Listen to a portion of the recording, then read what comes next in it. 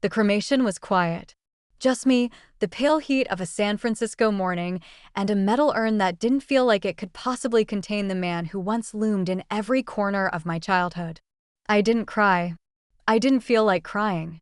Grief has a funny way of arriving late or not at all when the relationship was built more on distance than closeness. My father, Raj Desai, was a presence, firm, methodical, emotionally disciplined. He read The Economist, made curry from scratch, and never talked about the past. When the last of the guests left the small crematorium on Geary, I stayed behind, watching as the staff slid the metal door shut. The heat shimmered like a hallucination. He was gone in the most final way. And I felt empty? No, not empty. I felt suspended like a thought I hadn't quite finished thinking. The next morning, the lawyer handed me the key.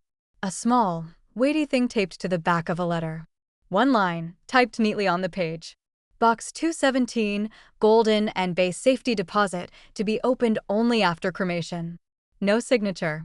Just a final instruction. My father never liked loose ends. The safety deposit vault was in a nondescript building near the edge of Chinatown, a place that probably hadn't changed since 1985. I half expected a rotary phone and a register book. The clerk was indifferent. He checked my ID, tapped something on a clunky keyboard, and led me down a narrow hallway. Inside the metal drawer was a stack of carefully sealed items. An envelope marked private. A faded photograph. A folder clipped shut with a rusting binder. I stood there for a long moment, afraid to touch any of it. There's a particular kind of fear when a dead parent leaves behind a secret. The envelope held three things: a typed legal memo dated 1987, signed not by Raj Desai, but by someone named Michael R. Lane, a handwritten letter to someone named Thomas, with intimate, almost urgent undertones, and a notarized agreement with a corporate letterhead I didn't recognize, Westvale Agro Holdings. My pulse kicked up. The handwriting on the letter was my father's, slanted, fast, impatient. I knew it from the grocery lists he'd leave when I was a kid. But the signature at the bottom was Michael Lane. Michael Lane, not Raj Desai. I read the memo once, then again. It wasn't corporate law. It wasn't some old consulting work. It referenced groundwater contamination, civil liability, and potential class action exposure. There were references to a case I didn't recognize, McLaren versus Westvale, and a buried footnote about Section 10 violations and conflict of interest within the DQ. It was dense legalese, but I'm a lawyer. Environmental law, to be specific. I live in the gray zones of toxins and paperwork, of companies trying to shave dollars off disposal protocols and the state agencies too slow to catch them. But this was something else. The photograph showed a group of people standing in front of a chain-link fence, holding signs. One said, "Water is life." Another, "Westvale lies. Our kids die." They weren't dressed like corporate protesters. They were ranchers. A few looked indigenous. And there, just barely off to the side, was a younger version of my father. Not in a suit. In a denim jacket. Wearing a baseball cap. I sat back against the cold wall of the vault, clutching the folder like a lifeline. What the hell had he done? What had he left undone? The name on the agreement, Michael Lane, wasn't just a cover. It was a different life. A different man. I didn't open the letter to Thomas. Not yet. I needed air. I walked back out into the light of a city that suddenly felt unfamiliar, the edges of every building sharp and slightly unreal. The past my father had hidden wasn't just personal. It was legal. It was environmental. It was unfinished. And now, apparently, it was mine. I didn't go home right away. Instead, I took the long route back to my apartment through the Tenderloin, letting the streets blur into noise while my thoughts clung stubbornly to the name, Michael R. Lane. I turned it over in my mind like a stone I couldn't quite see the bottom of. Lane. Why that name? Why hide behind it? And how had he managed to live the last 30 years without letting it slip, not even once? Back home, I spread the contents from the box across my dining table. I laid the memo, the agreement, the letter, and the photo in a row. Part of me still hoped this was a misunderstanding. Maybe Michael Lane had just been a legal alias. Maybe it was a name my father had borrowed, just for that case. But I knew better. I began with a legal memo. It was written in the exact voice I remembered my father using in work mode: dry, efficient, precise. The structure mirrored the kind of memos I wrote myself: clear issue statements, citations, analytical paragraphs like stacked bricks. It was like staring at a legal version of a family photo. Unmistakable. And the content wasn't vague. It detailed chemical runoff into aquifers in a rural Oregon county, citing methyl bromide concentrations and fetal abnormalities in livestock and regional cancer clusters. The case had been prepared for litigation, but it never went to trial. The memo recommended pursuing a class action, but then noted confidential settlement discussions initiated under advisement of Westvale Legal. That part was underlined. That name again, Westvale Agro. I hadn't heard of them, but agrochemical firms have a way of mutating over time. Names change, but the behavior rarely does. I typed Michael R. Lane and Westvale Agro into every legal database I had access to: Lexis, Pacer, even some dusty state-level archives I used for environmental compliance research. Nothing relevant came up. No bar number for Lane in Oregon. No law firm affiliation. No public record of any civil case against Westvale under that name. I dug deeper, scanning corporate filings, EPA incident reports, DQ public disclosures.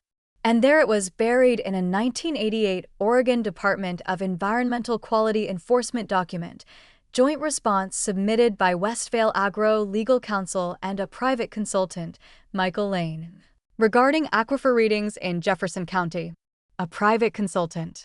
No license. No bar record. Nothing binding. It was clever. Invisible. A way to contribute legal insight without formally being part of the case. Off the books. Off the record.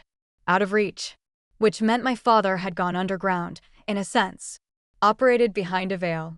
The man who raised me to never cut corners had buried a whole version of himself in redacted footnotes. But why? I tried to imagine him as Michael Lane. Did he shave his mustache? Did he smile more? Or less? Did anyone else know? The thought that unsettled me most was this: I'd never really asked him about his past. I'd assumed he had come to the States in the late 70s to work as an engineer, met my mother, settled into civil service. He'd always been careful, withdrawn. But there was a period when I was 6 or 7 when he would disappear for days. Work trips, he said. Oregon sometimes. Nevada. Always rural places. I called my mother. She answered on the 3rd ring. Her voice was cautious, like she knew the only reason I'd call this late was if something was wrong. I found something, I said. About Dad. A pause. Anika, don't go digging into things that won't help you. Did you know he used another name? I asked. Michael Lane. Her silence wasn't confusion. It was confirmation. I thought he'd burned all of that, she said finally. That was before you were old enough to notice. What was it? What did he do? He tried to help people. But it got ugly. There were threats. So he walked away. I sat down hard. Was it illegal? No, she said, but it was dangerous. I asked for more, but she grew vague. It was another life, she said. He chose to put it behind him. For you. I ended the call feeling something close to betrayal, but quieter, like a hairline fracture.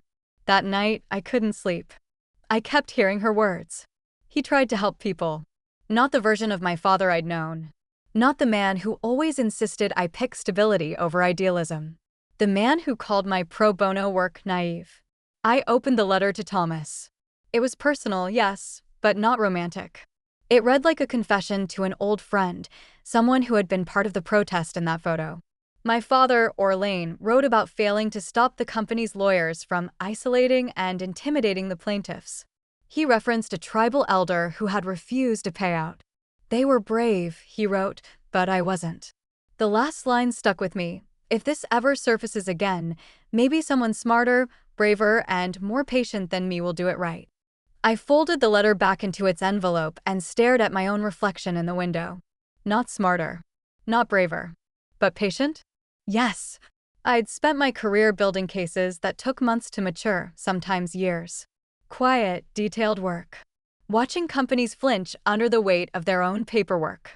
Maybe it was time to find out just how far Michael Lane had gotten before he gave up. And whether I could take it further. The thing about digging into an old legal case is that the paper trail doesn't rot, but it does scatter. Especially when someone wants it forgotten. I began with the case name from the memo, McLaren versus Westvale Agro. No record of it in federal courts. No digital footprint in Oregon's electronic database either, which made sense. It was the 80s. I had to go analog. I requested access to archived civil dockets from the Jefferson County Courthouse and, after a polite but suspicious conversation with a clerk named Deb, I booked a trip. 2 days later, I stood in the basement records room beneath a brick courthouse that smelled like damp files and old wood polish. Deb, a small woman with a braid wrapped like a crown on her head, slid a storage box onto the counter. "Nobody's asked about this in years," she said. Inside were brittle manila folders, loosely labeled and yellowing at the edges. And there it was, Case 88 CV 1435. Filed September 2nd, 1988. Plaintiffs, Grace McLaren et al., representing the Jefferson County Water Preservation Coalition. Defendant, Westvale Agro Holdings Incorporated. I flipped through the documents. The plaintiffs alleged that Westvale's pesticide runoff had contaminated groundwater across multiple properties, leading to widespread illness, miscarriages, respiratory failure, even pediatric cancers. Attached were pages of physician affidavits, water testing results, livestock necropsies. It was meticulous, comprehensive. The kind of evidence that doesn't just suggest harm, it screams it. And then the case just stopped. No verdict. No final ruling. Just a signed motion, case dismissed with prejudice per settlement agreement, sealed under court order. Dated February 14, 1989. Sealed. I leaned back in the metal chair and tried to understand. 5 months of depositions, then silence. No appeals. No media trail. Even local papers had barely mentioned the filing. It was like it had been surgically removed from public memory. But a name in one of the affidavits caught my attention: Dr. Lorna Hart, Ph.D., environmental toxicologist. I jotted it down. She'd submitted a 27-page report on methyl bromide exposure and its transgenerational effects on livestock and human fetal development. Her credentials were impeccable, even by modern standards. I searched for her that evening in my hotel room. To my surprise, she was still alive, retired now, living in Corvallis. Her name was on a few recent articles in environmental law journals. I called. Her voice was cautious but clear. She remembered the case immediately. "Westvale," she said. "I haven't heard that name in years." "I found your report," I told her. "And some of my father's papers." A long pause. "Then, your father, was he Michael Lane?" My breath caught. "Yes." She exhaled hard. "I thought he disappeared. Just left." "We all did. The company poisoned that valley, and the lawyers gutted us with a smile." I asked to meet. She agreed. The next day, over coffee in her sunroom, Dr. Hart showed me her original notes, meticulously kept, still in a labeled accordion folder. "We had them," she said. "Dead to rights. The contamination maps matched the cancer clusters. And then, the day before our final hearing, we were told the plaintiffs settled. Confidentially." "Do you believe they were pressured?" I asked. "I know they were. I was there when Grace McLaren came out of the mediation room. She looked like someone had broken something inside her." "What about the community?" "Some took the money. Most didn't. They weren't even listed in the final agreement." I felt the quiet fury rise in me, not the burning kind, but the cold, anchored kind that makes your hands steady and your voice even sharper. The kind that builds cases. When I asked about Westvale now, she shook her head. Rebranded. Absorbed into some larger conglomerate in the early 2000s. They buried their own name. I went home with a copy of her report, an audio recording of our interview, and a resolve that no longer felt optional. My father hadn't just walked away from the case. He'd been silenced. Or worse, convinced that walking away was his only way to protect us. But what stayed with me most wasn't just the science or the law. It was the handwritten marginalia in the documents, notes from Michael Lane to himself. Check groundwater record, EPA 1985. Testimony, Anna T. Timeline doesn't match. And one line, written in thick, frustrated ink. No one will believe them without third-party replication. He was building something real. And then he stopped. At the county library, I dug into newspaper microfilm reels from the late 80s. Only 2 articles mentioned the coalition's protests, both brief, dismissive. One described the group as eco-alarmists, disrupting local economic growth. Another quoted Westvale's PR spokesperson, "We've done everything within regulation." No mention of the settlement. No mention of the illnesses. I sat in that tiny booth, surrounded by the hum of machines and the crackle of old headlines, feeling the weight of 2 things at once: how much had been hidden and how carefully. I now had proof that the case existed, that it had merit, that it was smothered in process and secrecy. And I had the thread, Dr. Hart, the affidavits, the settlement, ready to pull. But I also knew that if I pulled too hard, whatever buried it the first time might come looking again. Still, I couldn't let it rest. This wasn't just about my father's hidden life anymore. It was about what was left undone and who was still paying the price. Back in San Francisco, I began making calls. The kind of calls that start polite and end with someone either feigning poor reception or redirecting me to the appropriate department. I started with what I knew: legal aid groups that dealt with environmental justice, the kind of organizations that usually had a waiting room full of tenants with brown tap water and led paint disclosures that no landlord ever enforced. I'd worked with a few during my early years, when I still believed in the system's capacity for self-correction. But when I mentioned Westvale Agro, or worse, a 1989 sealed settlement, the tone shifted. Some hadn't heard of the company. Others had, but only vaguely. One senior staffer at an Oakland nonprofit paused and said, "That's old blood, isn't it? Oregon case." When I confirmed, she sighed. "We were warned off that 1 year ago. There's no record. Nothing actionable. And the original plaintiffs disappeared, figuratively, I mean. You'll get sympathy, but not resources." I moved on to journalists. Environmental desk at the Chronicle. An investigative blogger I used to respect. Even a producer for a mid-tier documentary outlet. Same result. We don't have the budget for archival stories. Or worse, sounds thin. One young reporter was honest. "Unless there's a whistleblower or a new leak, this isn't going anywhere. It's buried. And honestly, you poke around, you might get sued just for the noise." I asked, "Even if the science holds?" He chuckled. "Science isn't the story, counselor. Access is." The corporate rebranding didn't help. Westvale Agro had folded into Syngro Systems, a glossy, multinational agribusiness that sold itself as green optimized. They had videos of wheat fields and drones monitoring carbon output. The cancer clusters weren't in the brochure. Their legal team had grown teeth since the 80s. A firm out of Palo Alto, Carter Harlan LLP, handled their litigation now. I remembered the name. They'd once represented a pipeline company accused of contaminating tribal land in northern Arizona. Settled, of course. Sealed, naturally. I called anyway.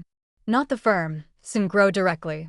I used my credentials and said I was researching long-term environmental liability tied to pre-merger acquisitions. Half true. They connected me with a compliance officer who was clearly reading from a playbook.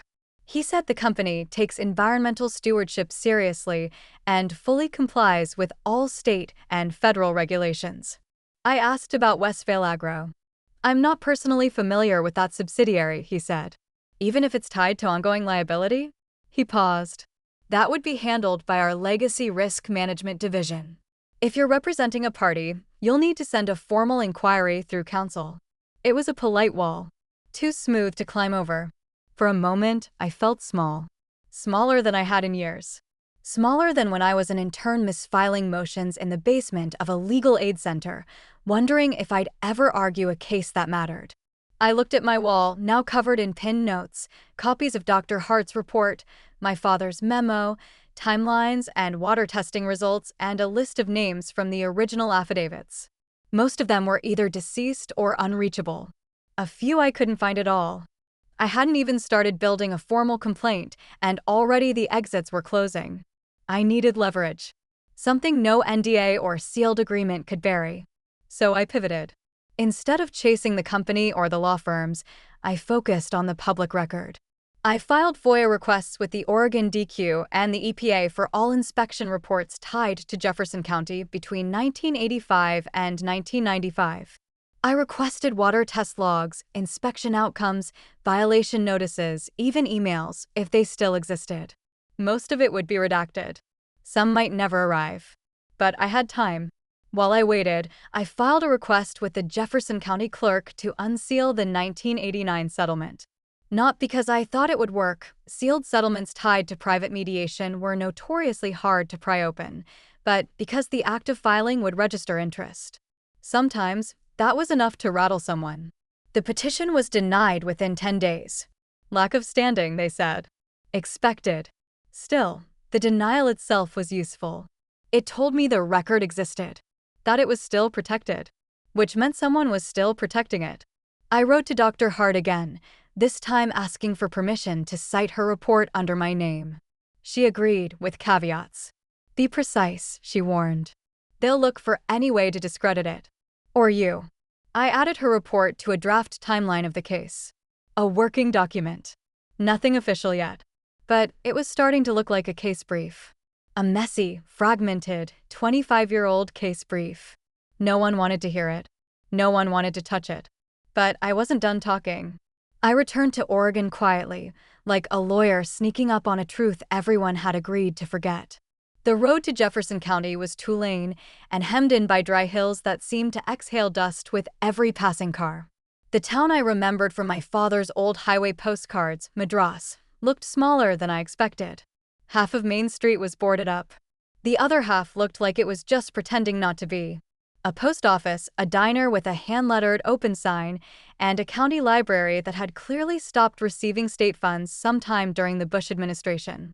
I parked behind the library and stepped into the hot silence of a town that once stood toe-to-toe with a chemical giant and lost. Inside, the librarian, a woman named Donna with sharp eyes and a sharper memory, watched me like she couldn't decide if I was selling something or trying to shut them down. When I explained why I was there, her expression shifted. Not soft, exactly, but open. I remember the McLaren case, she said. My cousin was one of the plaintiffs. Lost her baby in the 3rd trimester. They said it was stress. Sure. She led me to a back room filled with uncatalogued newspaper archives, boxes of yellowed clippings from the Jefferson Star, long defunct. I spent hours in there, cross-legged on the floor, piecing together the story my father had stepped into like quicksand. The coalition had formed after a cluster of children in a 12-mile radius developed the same rare leukemia. Parents blamed the water. Westvale denied everything. They held public hearings where executives wore golf polos and insisted the company had followed state-approved application protocols. At first, the protests were local signs, marches, town halls. Then, quietly, the sickness spread. By 1988, the coalition had gathered expert reports, epidemiological studies, and testimony from farmers whose cattle were born deformed. They filed the lawsuit McLaren v. Westvale Agro with the backing of a small, Portland-based law firm. That's when my father appeared. As consultant. As Michael Lane. He spoke at one town hall. There was a photo in the paper, him, face half turned from the camera, standing near Grace McLaren and 2 men in flannel shirts. The caption simply read, "Concerned citizen joins fight for clean water." I copied everything. Not just the article, but the context, the words used, the editorial slant, the quotes from officials who seemed more concerned about economic impacts than sick children. I wanted a paper trail wide enough for a judge to walk down. Then I went looking for Grace. She had passed away in 2004. Complications from a long illness, the obituary said. No mention of the case. No mention of Westvale. I tracked down her daughter, Helen, who now lived in Eugene and worked as a community health nurse. She agreed to meet me at a coffee shop near her clinic. She was cautious, but curious. When I told her who I was, her face softened into something complicated recognition, mixed with pain. "My mom trusted your father," she said. "He didn't just help. He listened. When the lawyers bailed, he stayed." "Why did it fall apart?" I asked. Helen stirred her coffee slowly. "They came after us. Not with guns, worse. Lawyers. Threats. Suddenly, people's mortgages were at risk. Jobs were lost. One of the men in the coalition got audited 3 years in a row. Retaliation. She nodded. Quiet, legal, devastating. They made an example of us. My mom wouldn't take the money, but others did. And once a few settled, it unraveled. I showed her the letter my father had written to Thomas. I remember Thomas, she said. He was Cherokee. Lived in a cabin on the Eastern Ridge. Never spoke to media. But he kept records. Water samples, fish counts. All by hand. A true scientist of the land. Is he still alive? She hesitated. He was reclusive. After the case died, he moved deeper into the hills. But I heard from someone he left a storage locker behind when he lost his property in the early 2000s. Said it had everything. Journals, files, maps. Where? She gave me a name, Red Earth Storage. East of town, on the edge of where Jefferson County bleeds into nothing. It took a couple of days, but I found it. A gravel lot surrounded by rusting chain link. The owner, skeptical at first, let me search the logs. Thomas's name wasn't on any current accounts, but a unit had gone unpaid for years, then locked under an archive hold when someone local petitioned to preserve it as potential evidence in an old land dispute. Bureaucratic limbo had kept it intact. Inside the unit were shelves lined with plastic bins, metal sample containers, and boxes of spiral-bound notebooks. I opened one at random.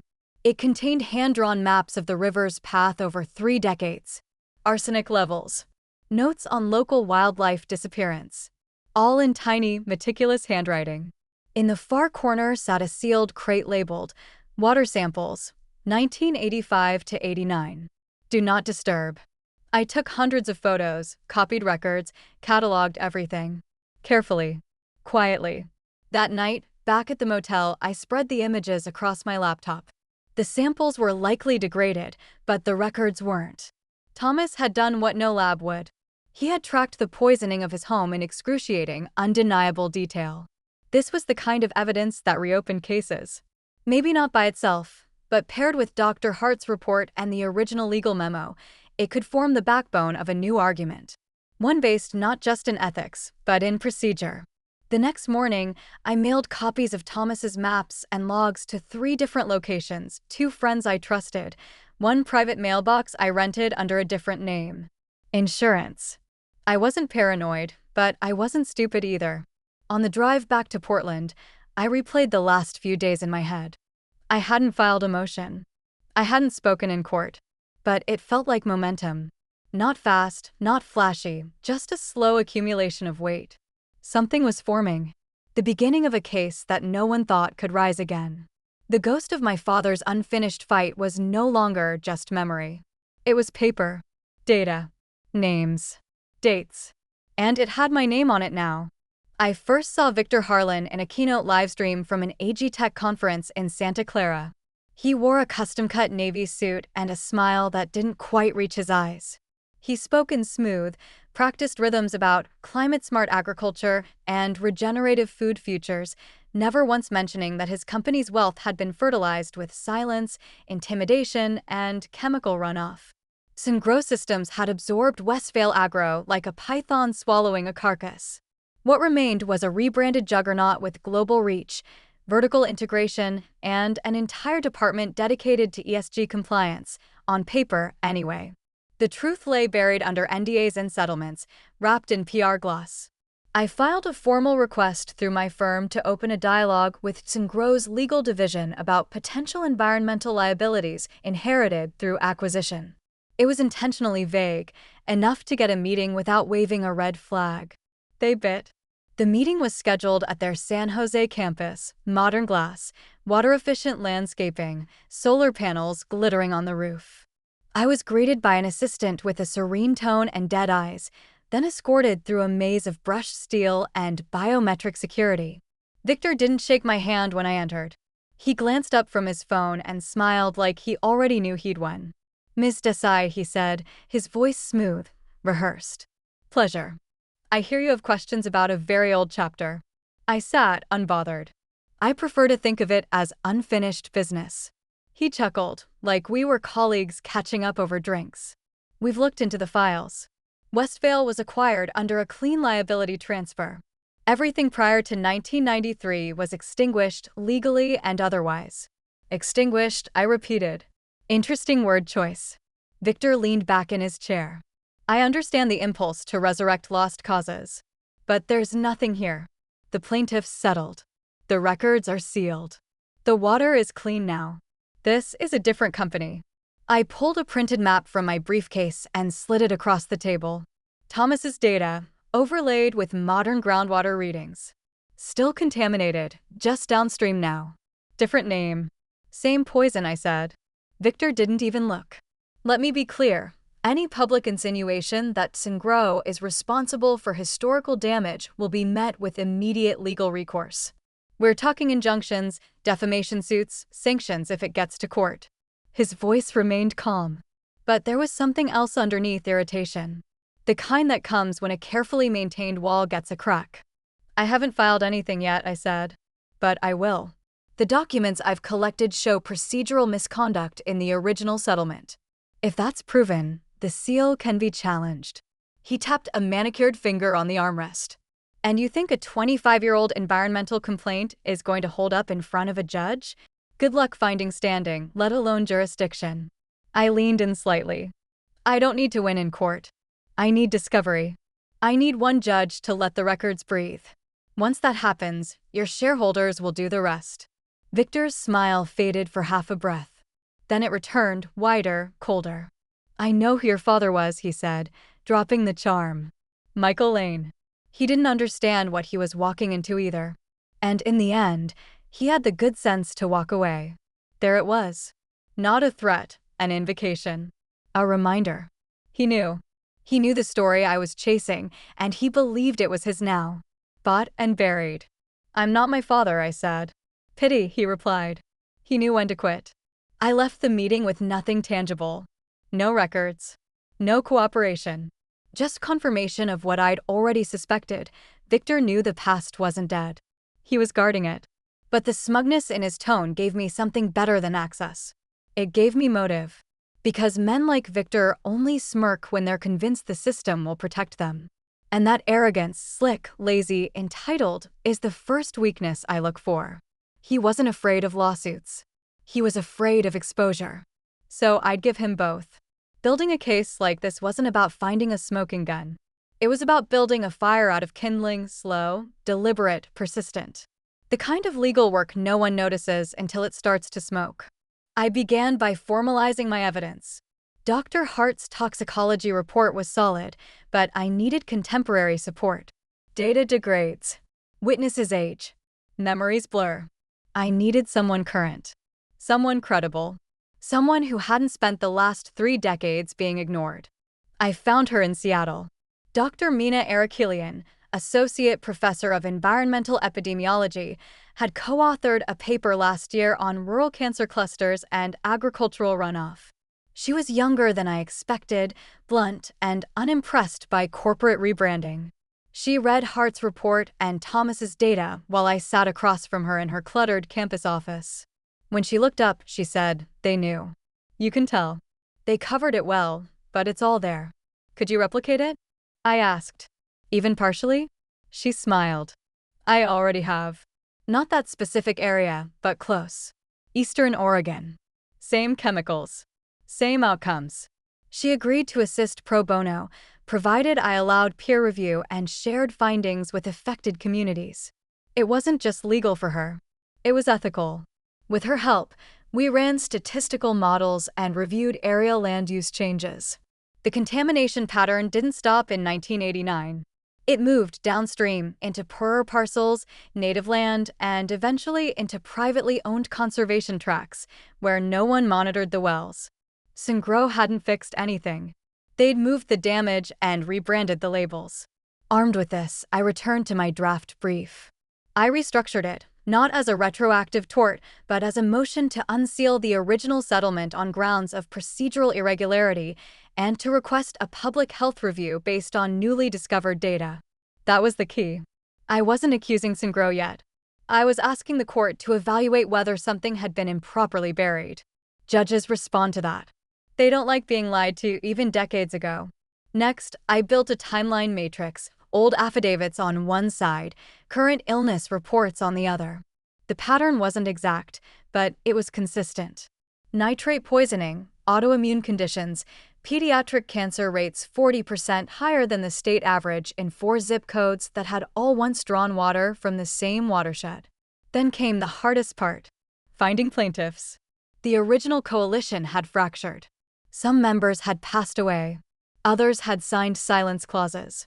But I found 2 children of original plaintiffs, Helen, who had already helped, and a man named Rafael Dominguez, whose uncle had once led the Spanish-speaking farmers group that joined the coalition in 1988. Rafael was cautious, but interested. He'd grown up hearing fragments about the lawsuit, about the man with the notebook, Thomas, and about the woman who wouldn't settle, Grace. His family hadn't taken the payout, but they'd watched neighbors lose homes and dignity. The intimidation hadn't been subtle. When I showed him the modern data, his eyes narrowed. "It's still happening?" I nodded. Different name. Same groundwater. Same result. He agreed to join as a co-petitioner, not as a plaintiff seeking damages, but as a descendant with legal interest in the original agreement and standing under Oregon's environmental access laws. It wasn't ironclad, but it was enough to be heard. With affidavits from Hart, Arakelian, and supporting data, I filed a motion with the Jefferson County Circuit Court requesting a limited hearing on unsealing the original 1989 settlement. The filing was dense, procedural, laced with citations. No fire. Just friction. I expected silence. Instead, I got a phone call. A clerk, young, nervous, told me the judge had requested an in-person preliminary discussion to clarify scope. That was unusual. It meant the filing had caught attention. I booked a flight. In court, I wore my quietest suit. No press.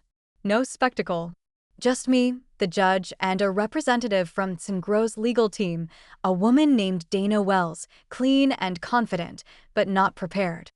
The judge, Honorable Marcus Yates, was nearing retirement and not fond of procedural games. He listened carefully, asked incisive questions, and made clear he didn't care about corporate lineage. "What I care about," he said, "is whether a public health matter was improperly hidden by this court, and whether we're now complicit in ongoing harm." Wells objected to nearly every motion point, citing confidentiality, corporate continuity protections, and lack of current standing. The judge overruled 2 of her objections and paused on the third. To deny this outright, he said, would be to assume the settlement was conducted in good faith under fair conditions. That's not a presumption I'm ready to make. He set a date for a limited hearing. 60 days. The clock started ticking. Back home, I began preparing for discovery. That's when the letters started.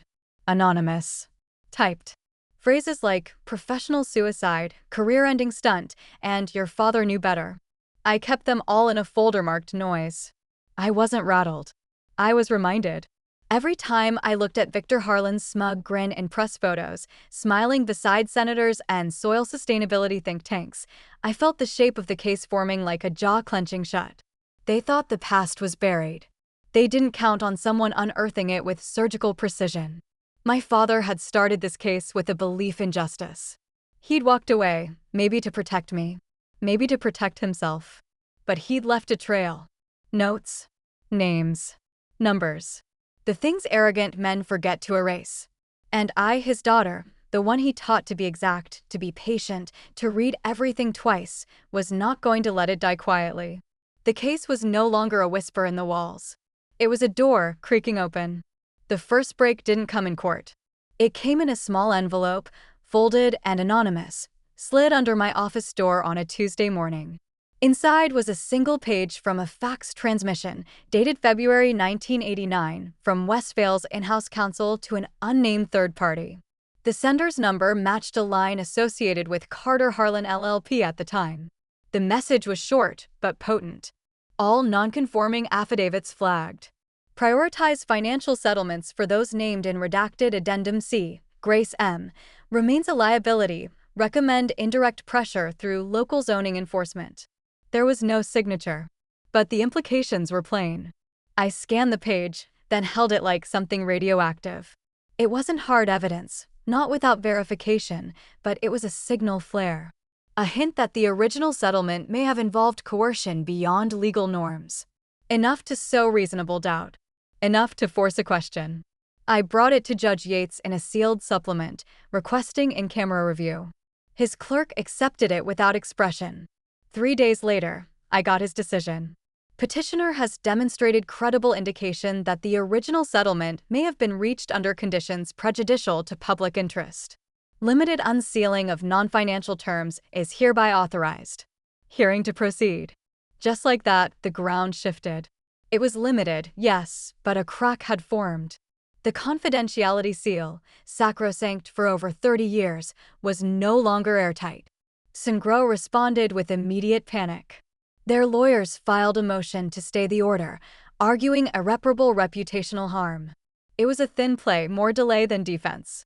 Judge Yates denied the stay the next day, citing public health prerogatives. Then came the call from Harlan himself. I let it ring once before answering. "Anika," he said smoothly. "I think we've gotten off on the wrong foot." "We didn't get off on anything," I said. "You stonewalled." "I worked." He sighed, all faux fatigue. "We'd like to propose a conversation. Off the record." "No." "A reasonable settlement could be arranged. Quietly.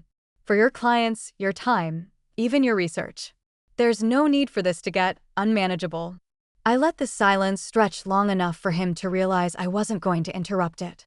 "Then, you're too late. The court is listening now." He clicked his tongue once softly. "Your father knew when to step back. Are you sure you don't want to inherit that instinct?" The call ended with no resolution, which meant it ended in my favor. I expected the retaliation. A former client of mine was suddenly subpoenaed in an unrelated zoning matter. A blogger posted a hit piece claiming I had a vendetta against Sungro rooted in radical ideology. A man in a gray sedan sat outside my building for 3 days straight. I documented everything. And I kept moving. In the days leading up to the hearing, momentum grew. Dr. Hart agreed to testify remotely. Dr. Arakelian, in person. Rafael Dominguez prepped a statement with precision I hadn't expected: names, dates, his uncle's notebook scanned and tagged by location. Even Helen McLaren recorded a video deposition, her voice calm, steady, lethal. The media hadn't touched the story yet, but I could feel it breathing at the edges of the narrative. Journalists were circling. Even a legal podcast reached out asking for comment. I declined for now. This case wasn't won by headlines. It was won by records. By method. The hearing room was modest, wood-paneled, with worn carpet and a judge who did not appreciate drama.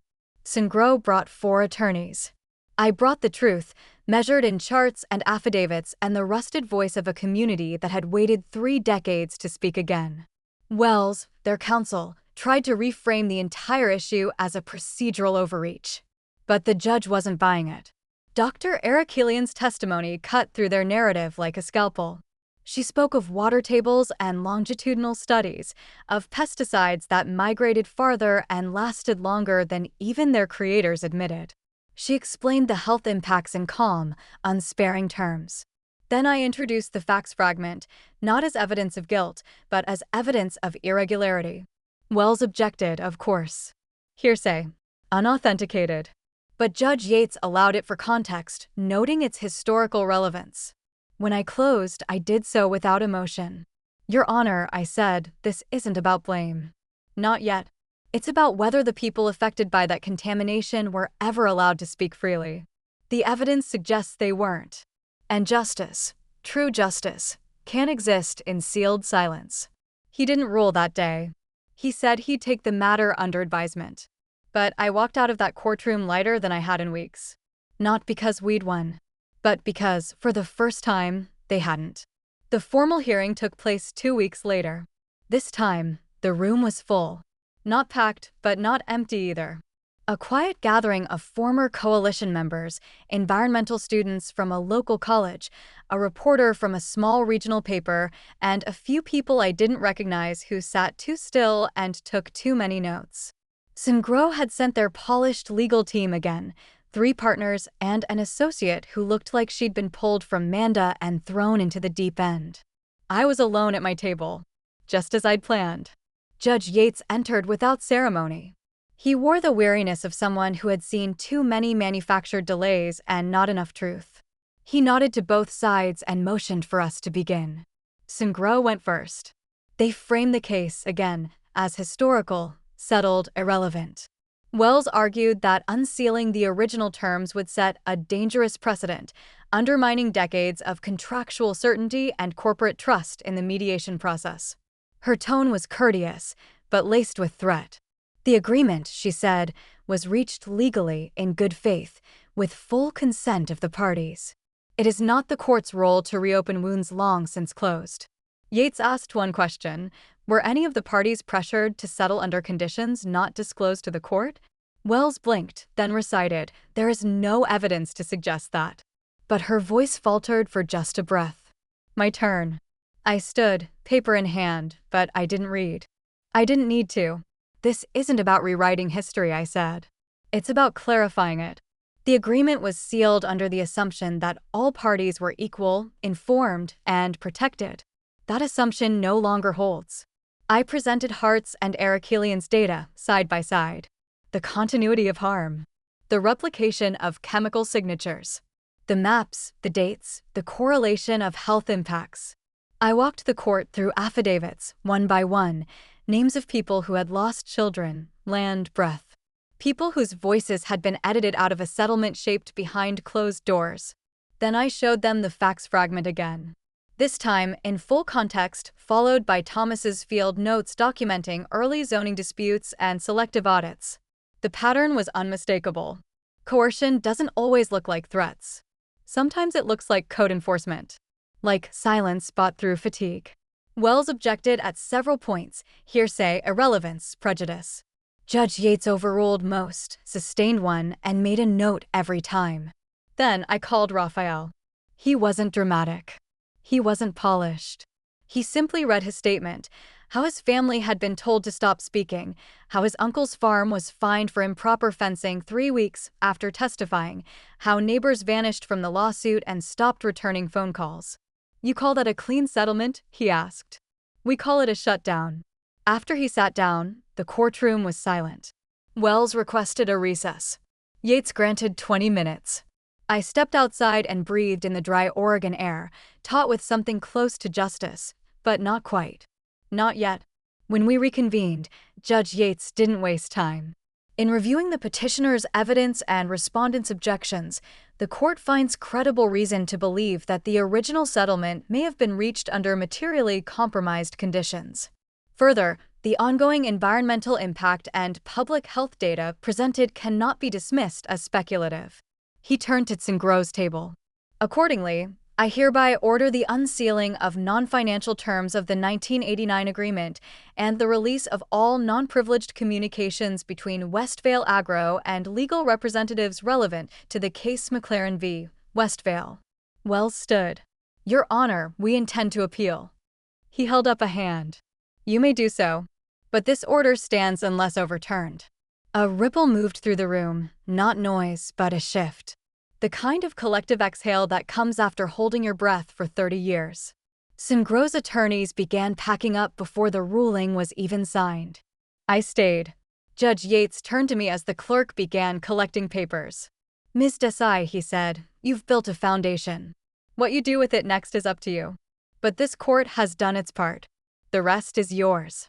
I nodded. It wasn't gratitude I felt. It was something deeper. A kind of affirmation. I'd taken a case no one wanted, from a man I barely understood, and brought it back to life.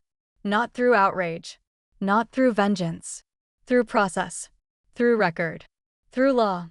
The hearing wasn't the end. But it was the turn. And I was already facing forward. The federal inquiry opened quietly, as they often do. A letter, not a headline.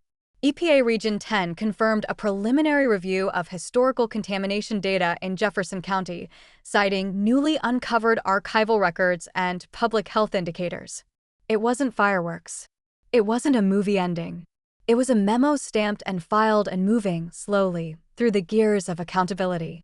Tsungro's public response was calculated neutrality. "We remain committed to transparency," the statement read, "and will fully cooperate with regulatory bodies." But 2 weeks later, Victor Harlan stepped down as CEO to pursue personal projects. The press called it a pivot. I called it pressure. The unsealed documents revealed more than I'd expected: outlines of lobbying strategies, drafts of public messaging campaigns, internal memos using words like containment optics. It was surgical manipulation. And now it was public record. Helen and Raphael were interviewed for a podcast that finally covered the case.